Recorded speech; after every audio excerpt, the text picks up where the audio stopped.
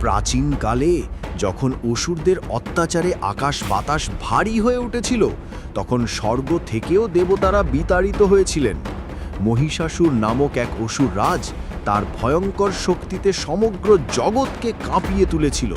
পৃথিবী, স্বর্গ আর পাতাল সবাই ছিল ভীত। তখন সমস্ত দেবতা একত্রিত হলেন, ব্রহ্মা, বিষ্ণু আর মহেশ। তারা বুঝলেন এই দানবকে একা কেউ জয় করতে পারবে না। তাই তারা তাদের দেবশক্তিকে একত্রিত করে সৃষ্টি করলেন এক মহাজ্যোতি। সেই জ্যোতি থেকে আবির্ভূত হলেন এক অতুলনীয় রূপসী দশভুজা মহাশক্তি। তার চোখে দীপ্তি, শরীর থেকে ছড়িয়ে পড়ছিল অগ্নির আভা। তিনি আর কেউ নন, শক্তির মূর্তি, অসুর বিনাশিনী দেবী দুর্গা।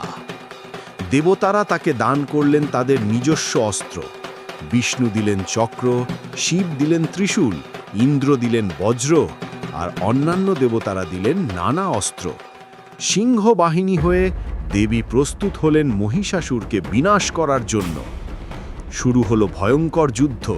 আকাশে দেবতাদের ধ্বনি, জয় দুর্গা, জয় মহাশক্তি, প্রতিধ্বনিত হতে লাগল।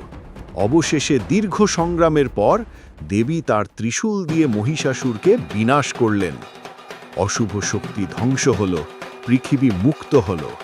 সেই থেকে দেবী দুর্গা হলেন ন্যায়ের প্রতীক, শুভ শক্তির জাগরণ।